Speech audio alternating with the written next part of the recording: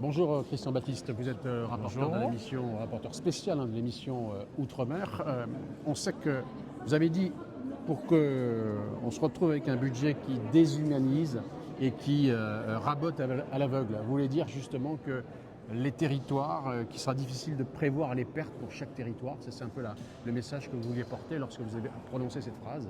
Tout à fait, très difficile parce que les rabots qu'on avait prévus avec le gouvernement Bayrou concernant la LODEOM, concernant la défiscalisation, vont frapper sur nos entreprises et donc sur l'emploi, sur la compétitivité. Donc pour nous, c'est pourquoi nous disons que c'était un budget déshumanisé, que nous avons réussi à travers nos amendements et le travail que j'ai fait en tant que rapporteur pour pouvoir supprimer ces rabots.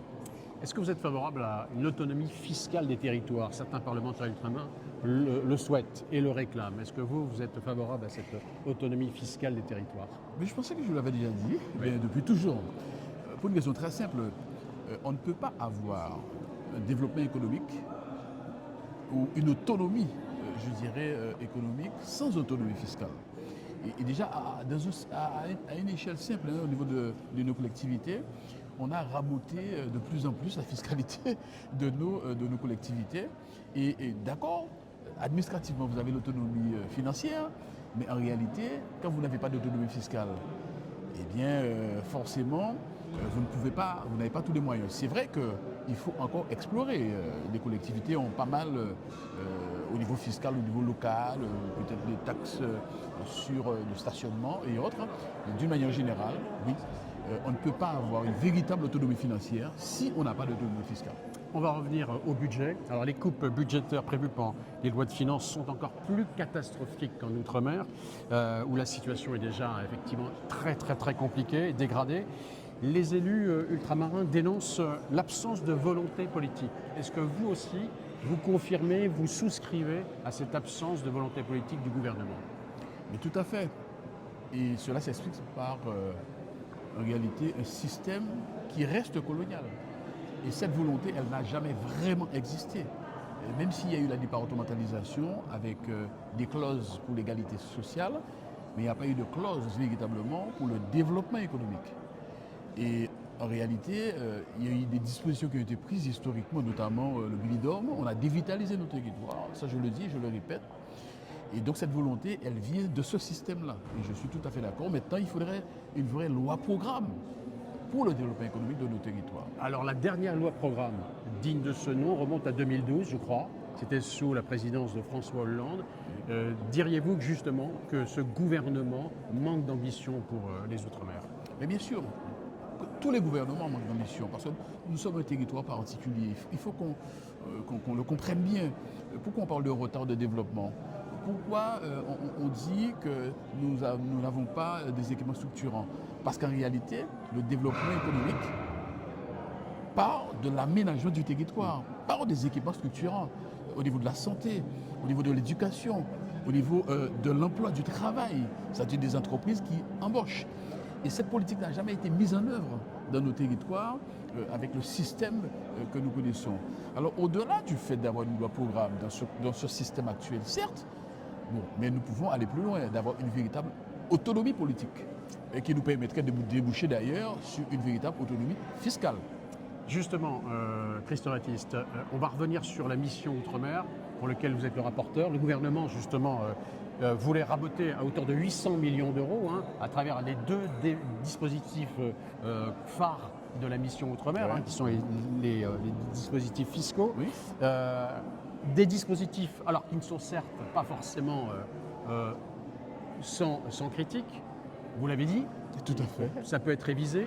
Et pour autant, il y a une unanimité de tous les élus ultramarins pour dire qu'il ne faut pas toucher à ces deux dispositifs. Et si on devait les toucher, il faut d'abord avoir des études d'impact et d'avoir une concertation. Tout à fait, oui. Études d'impact, véritablement. Il y a eu effectivement le rapport de l'IGAS et de l'IGF, certes. Mais il faut une étude d'impact, d'une part. Ensuite, de cette étude d'impact, il faut qu'il y ait une concertation. Les entreprises sont favorables pour qu'il y ait une autre trajectoire. Ils sont favorables notamment sur la défiscalisation. Il faut qu'il y ait cette concertation dès le début d'année, qu'on puisse discuter pour préparer le budget 2027. Mais aussi, nous devons rendre les dispositifs vertueux, parce que je suis un élu responsable. Je ne dis pas que tout va bien, c'est pas parce que nous avons demandé la suppression je dirais, de ces rabots que nous ne sommes pas conscients. D'ailleurs, le rapport que j'effectue sur l'Olium, que ce soit le rapporteur général, que ce soit le ministre, Mme Monchalin, que ce soit le ministre de l'Outre-mer, tous ont reconnu ce travail. C'est parce que j'ai demandé effectivement de préserver ce dispositif, mais derrière, nous voulons aussi qu'il y ait une réforme parce qu'il y a aussi des dysfonctionnements et nous en sommes conscients. On en parle un peu moins, mais quand même, le gouvernement envisage de faire payer ou ponctionner à hauteur de 5 milliards d'euros toutes les collectivités hexagonales comme ultramarines.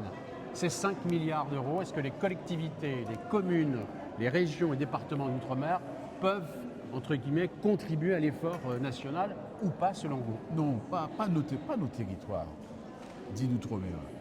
Parce que justement, nous n'avons pas une économie suffisamment solide. Et justement, nous sommes en retard d'équipement structurant, que ce soit au niveau de la santé pour les hôpitaux, que ce soit au niveau de l'éducation nationale avec des écoles, des lycées qui font encore, et au niveau sportif, que ce soit au niveau du travail, c'est-à-dire de notre économie, des entreprises qu'on doit accompagner la preuve en est. Il y a des dispositifs pour pouvoir. Donc il faut véritablement comprendre aujourd'hui que l'ensemble des acteurs doivent être ensemble, notamment dans le monde économique, et adapter aujourd'hui cette situation. Mais comme je le dis, il faut qu'on soit clair aussi. C'est ma position et nous devons faire comprendre ça, nous devons faire preuve de pédagogie vis-à-vis de nos compatriotes, parce que c'est avec eux et pour eux, il faut effectivement une responsabilité beaucoup plus politique pour nous permettre de valoriser nos atouts. Parce que nous avons des atouts en matière d'énergie renouvelable ou autre, et même en matière au niveau de la souveraineté alimentaire, c'est-à-dire de l'agriculture, mais tout ceci doit s'organiser par nous et pour nous. Donc, j'ai parlé de leur programme tout à l'heure, mais ça doit s'adapter à chaque territoire. Chaque territoire a sa particularité, la Guadeloupe, la Martinique, la Réunion, la Guyane, chaque territoire a ses particularités, donc c'est sur mesure. Et donc c'est ce travail que le gouvernement, que l'État français doit comprendre pour que nous puissions réellement aller vers des équipements structurants qui doivent permettre un aménagement du territoire et qui doivent permettre aussi un développement économique. Donc ce qui veut dire que c'est moins de routes, moins d'écoles, pour en tout cas des projets qui vont être ralentis pour nos collectivités. Ce sont nos associations aussi qui malheureusement ne pourront pas, au niveau de l'économie sociale et solidaire, mettre en avant l'épanouissement de l'homme. Donc ce sont toutes ces difficultés que nous avons rencontrées, sans compter la problématique de la continuité territoriale, cette problématique aussi de nos jeunes qui doivent aller en formation avec l'ADOM, parce que l'ADOM aussi connaissait une coupe sombre. Donc c'est une approche systémique que nous devons avoir, mais cela doit se faire de façon concertée, surtout, et moins de mépris par rapport à nos territoires. Comment voyez-vous justement la porte de sortie? Alors on parle de la mission Outre-mer, mais la mission Outre-mer pèse peu au regard du budget de l'État. Comment vous voyez les choses sur un plan purement politique?